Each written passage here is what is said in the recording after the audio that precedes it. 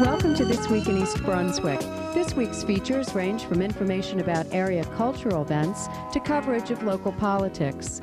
Tamer of Horses, a drama about an idealistic teacher's battle of words and wits with a rap-spouting street kid, is at Crossroads Theater Company in New Brunswick.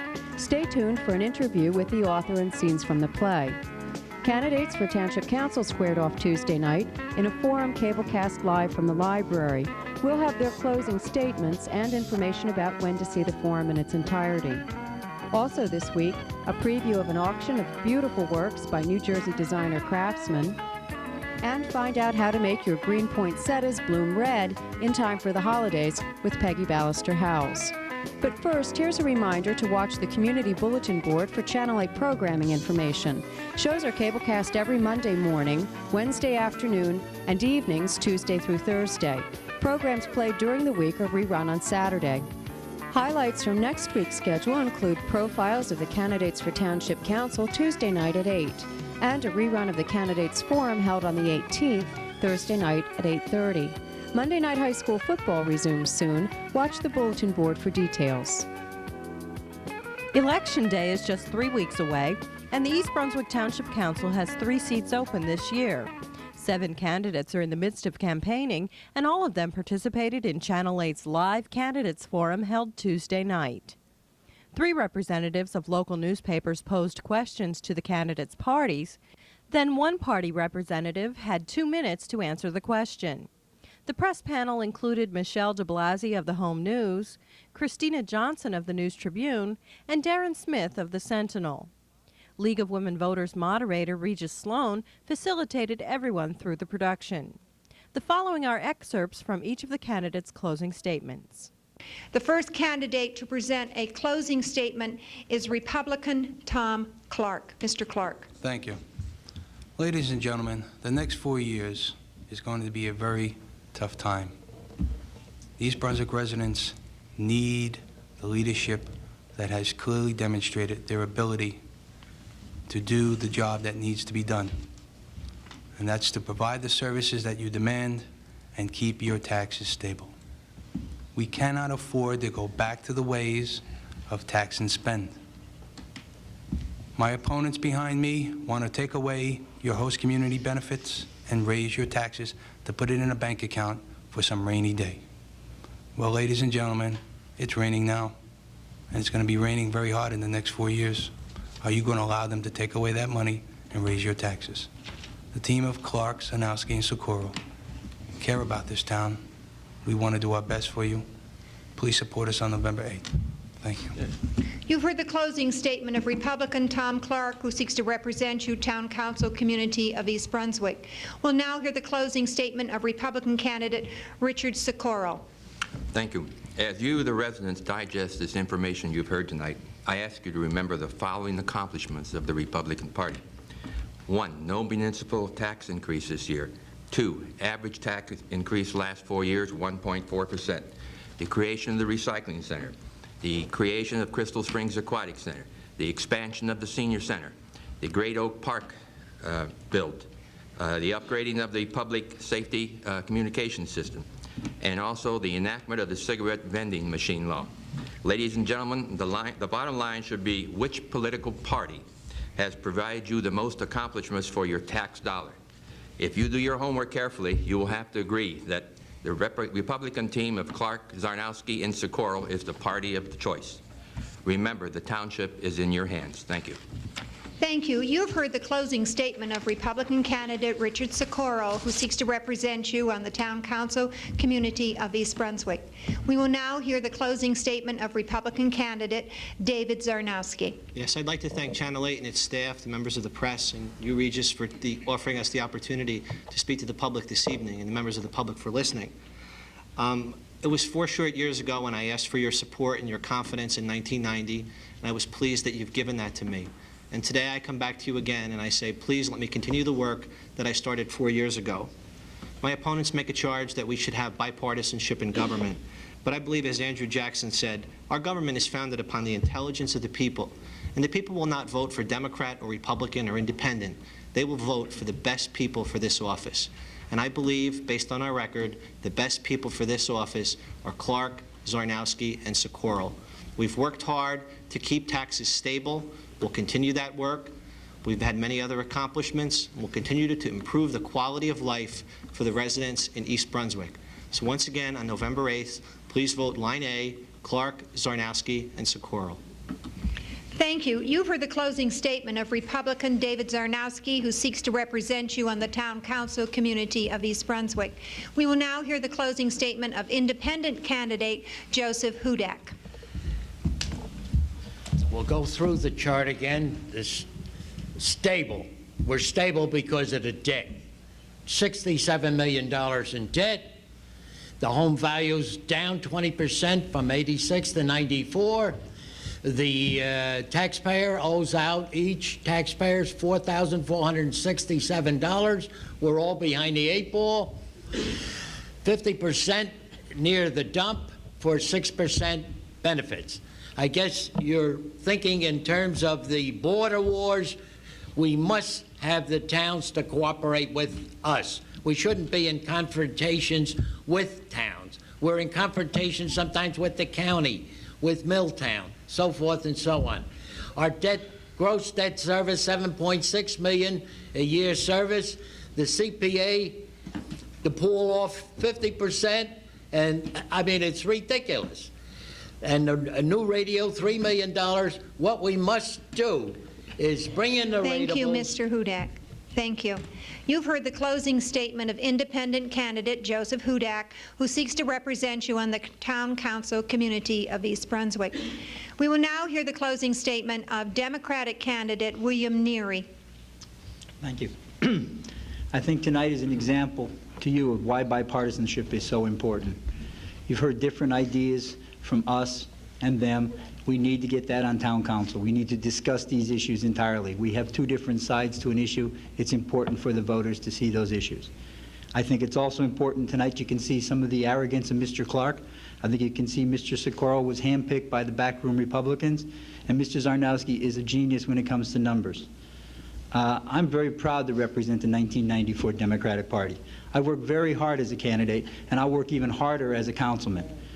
We need an open government. We need people who are citizens who are involved in the decisions that have to be made. They're right. Mr. Clark is right. We have a difficult couple years ahead of us. It's because of the borrowing and the bonding of our future that makes it so difficult. We need to get back to the simple basics. We have to take care of the roads. We have to provide a safe environment, and we have to be careful with how we spend the money today because we're going to need it tomorrow. Thank you. You've heard the closing statement of Democratic candidate William Neary, who seeks to represent you on the Town Council community of East Brunswick. We will now hear the closing statement from Democratic candidate Dolly Vasta. The Republicans have clearly shown by this misuse of parks workers sent to Metuchen to help them clean up during a terrible June storm when we needed them so badly. This was at a cost to East Brunswick of $3,564. This, again, is a perfect example of Republican arrogance. I want to thank all of you out there for listening tonight. I thank Regis, the press, and of course my great friends at Channel 8. And I want you all to remember what we advocate. Back to basics, open, honest government, better roads, and controlled spending. As one of all of you out there for so many years, I promise you will get every one of these things with a Democratic team of Dolly Vasta, Bill Neary, and Jack Venturi. Thank you so much. Thank you. You've heard the closing statement of candidate Dolly Vasta, Democratic candidate for Town Council, the community of East Brunswick. We will now hear the closing statement of Democrat Jack Venturi. Yes, voters of East Brunswick, I agree with Mr. Clark. It is raining now. It's raining down on you thanks to the budget of Mr. Clark and Mr. Zarnowski. As the chart shows, it's raining green ink because they're spending all our cash. It's raining red ink because they're putting us in debt. And it's raining the blues on the taxpayers and voters of East Brunswick because of the increased portion of the budget responsible for payment of debt. I'm proud to be a candidate of the Democratic Party, which brought you the Senior Center and the library. I'm proud to be a candidate of a party who has the only senior on the ticket and not the party that shamelessly dumped a senior citizen that served it so long. If you want to reverse this dangerous trend of uncontrolled spending in town, vote for the Democratic ticket of Dolly Vasta, Bill Neary, and Jack Venturi. Thank you. The Candidates Forum can be seen in its entirety on Channel 8, Thursday, October 27th at 8:30 p.m., Tuesday, November 3rd at 7:30 p.m., and Monday, November 7th at 8:30 p.m. The Zimmerli Art Museum of Rutgers University and New Jersey designer craftsmen are in collaboration for the first time with an exhibit and auction of fine crafts. Here's Fran Nimick, Executive Director of New Jersey Designer Craftsmen. The auction takes place this Saturday, October 22nd. It's actually the ending date for an exhibit that's been going on, and at that time, everything in the exhibit goes up for auction, starting at 7 o'clock. At 6:30, people could be coming in. You find all kinds of things here, from jewelry, wearables, to decorative and utilitarian household objects, furniture, ceramics, woodwork, lamps, storage jars. It runs the range in price, in style, in taste. So we have a little something for everybody. All of the items are from the New Jersey Designer Craftsmen organization. Tell us a little bit about the group.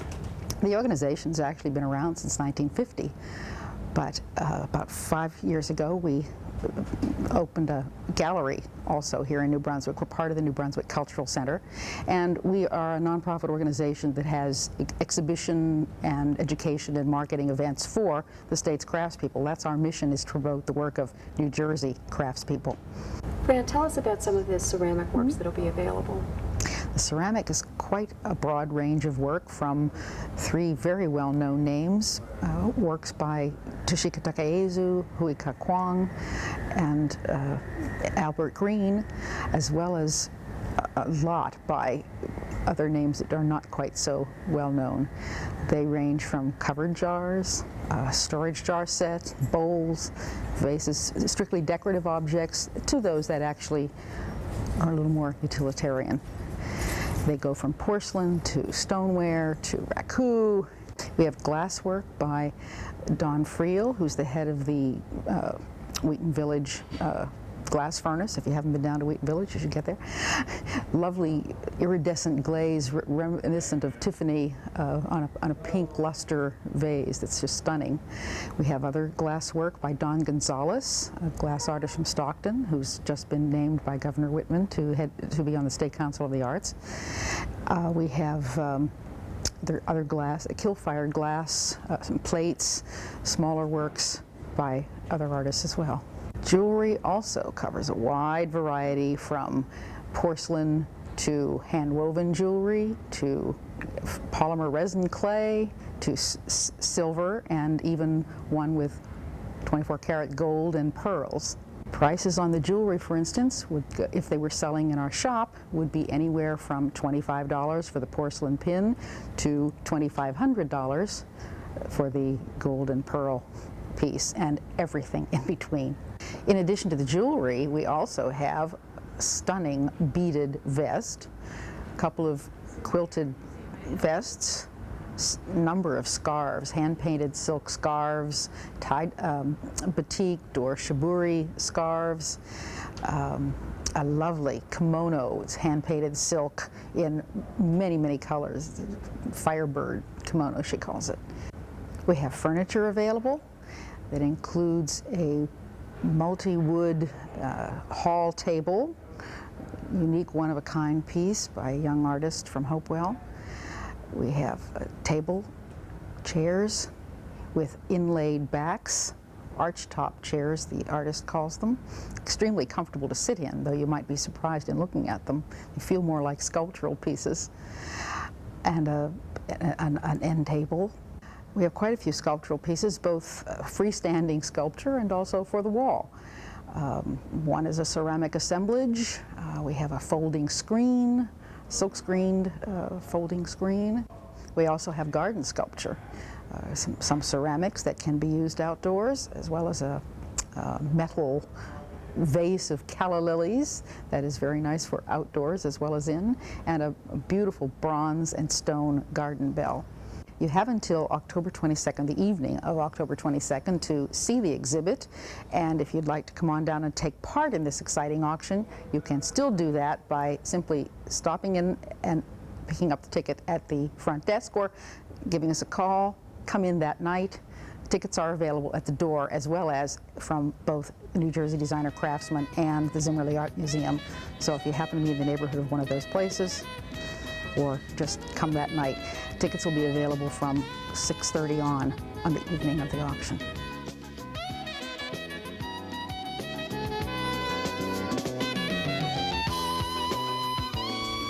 Hi, welcome to Blooming Acres. I'm Peggy Ballister-Howells, and it is a gorgeous autumn day here. We have the last roses blooming behind me, and we have a little poinsettia plant right here. It's a little on the scrawny side. The truth is that poinsettia plants are not really bred to be good houseplants. They have been cultivated and selected to be spectacular at the holidays, and they just don't make it that well during the wintertime. So we have this poinsettia here, and if we want to make it turn red again this year, we have to do a special thing called the dark treatment. It's not the same as putting it in a closet and leaving it there for 2 months, which unfortunately a lot of people do, and then they wonder why it's dead when they pull it out. What we're really trying to do is imitate the short days that happen naturally.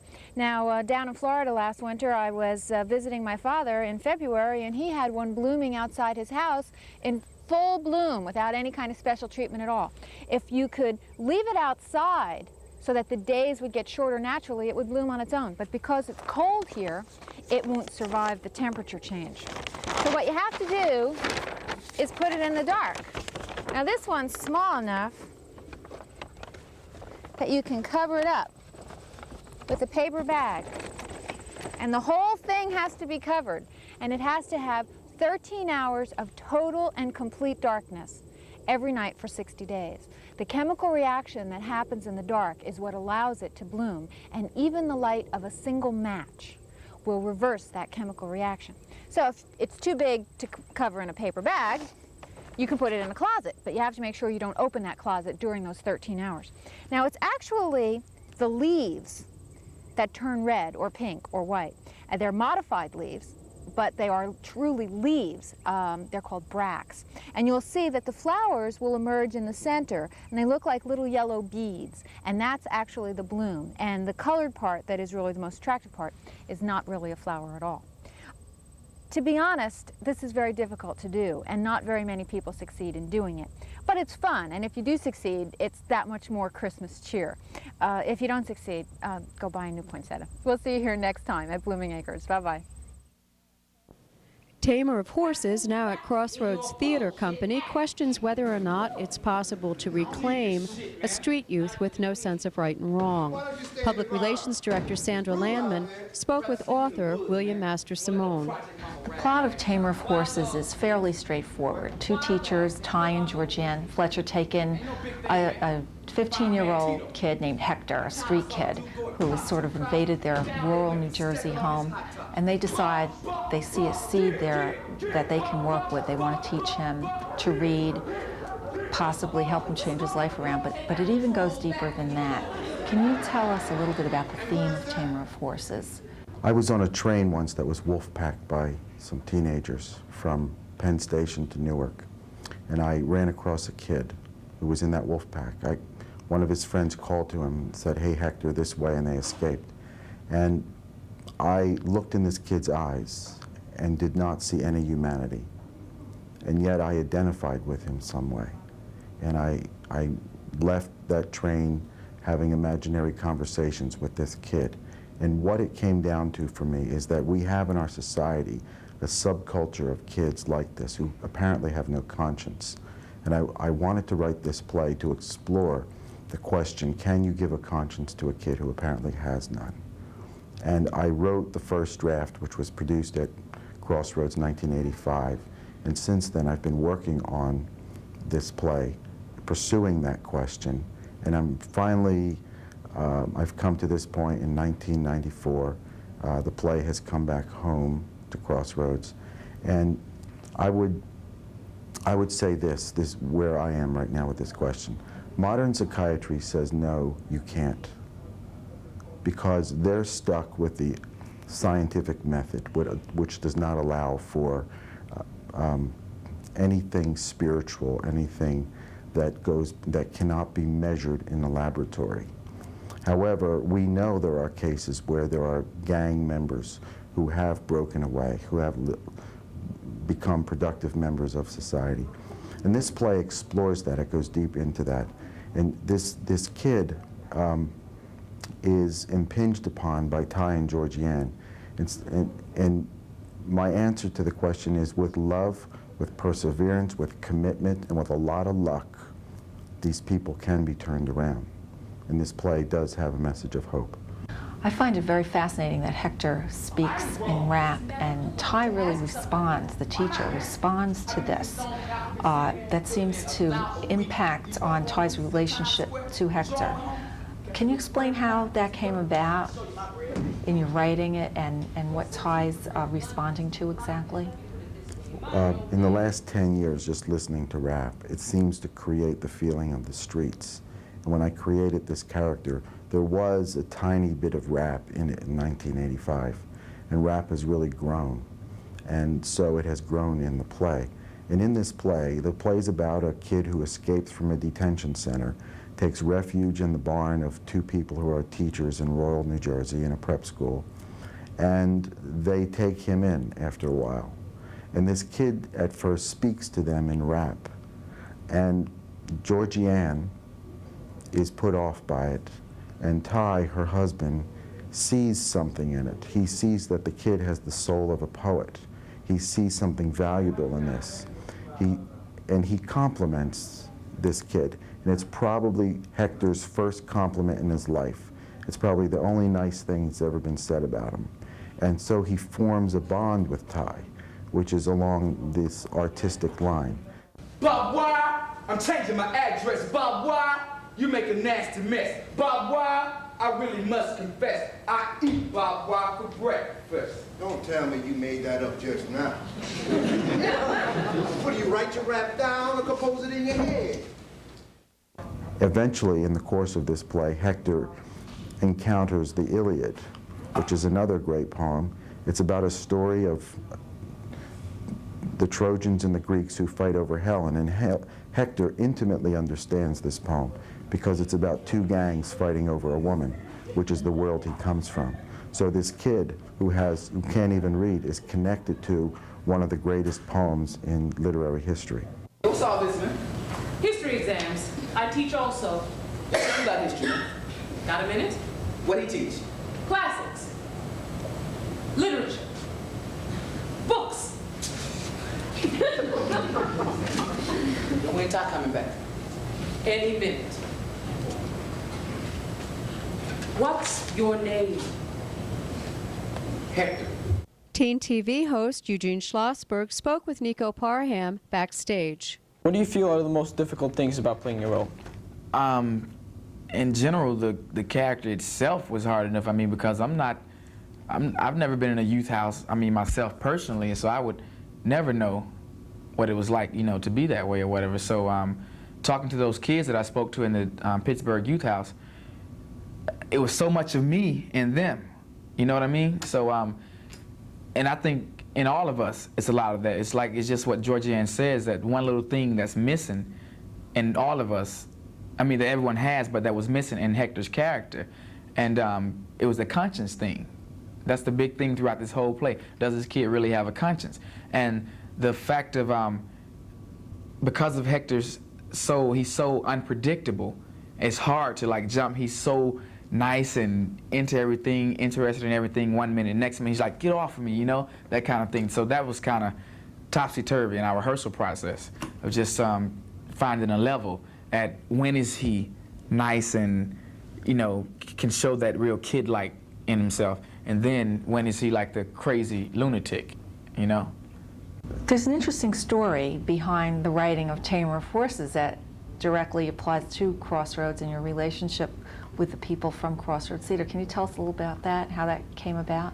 In the mid-'70s, I was in the Mason Gross School of the Arts with Rick Kahn, who's the artistic director here, and Lee Richardson, who was once part of this theater. And we used to do scenes together and do plays together, and we knocked around together on campus. And they told me one day they would found a theater, an all-black theater, and they wanted me to write a play for them. And we graduated, and then every 6 months after that, for the next 10 years, they asked me, where's my play? They would call me up. I would see them on the street, and they would say, where's our play? And we'd joke about it. But eventually, one year, they almost had a heart attack. They got an envelope, and there was a play in it called Tamer of Horses. I know that you also discussed with them the fact that you're not black, you're not African American, and that was, you thought it was an issue, but apparently they didn't. Well, when they asked me, I was very honored that they would ask me to be part of that experience. So I was feverishly trying to write a black play. I was trying to figure out what the black experience was. And I came to the conclusion that it's just a human experience. And when I gave up the notion of writing a black play, then I was able to write Tamer of Horses. And I had many attempts at writing plays. I wasn't, the whole time I was feverishly trying to write a play. Tamer of Horses will be at Crossroads through November 13th. For tickets, call 249-5560. He minded, you come outside with me. And Paloma said, shit, let's go. So they go outside, right? And Esmeralda said, we fight gypsy style. And Paloma said, what's that? And Esmeralda said, you find out. So somebody tied their left hand together, right? And put blindfolds on, right? And put a knife in their right hand, right? And they went at it, yo, slashing and cutting and screaming and bleeding for a half an hour, man. And Esmeralda got messed up bad. So did Paloma. But she want me back again, man. And when I walk down the street with her, man, and somebody say something about the scars on her face, I kick some ass. Because she did it for me, man. And I kissed them scars. And I loved them scars, like they was my kids, right? I touched them scars. And I cried. Because she did it for me, man. For me. That's all for this week. Thanks for watching.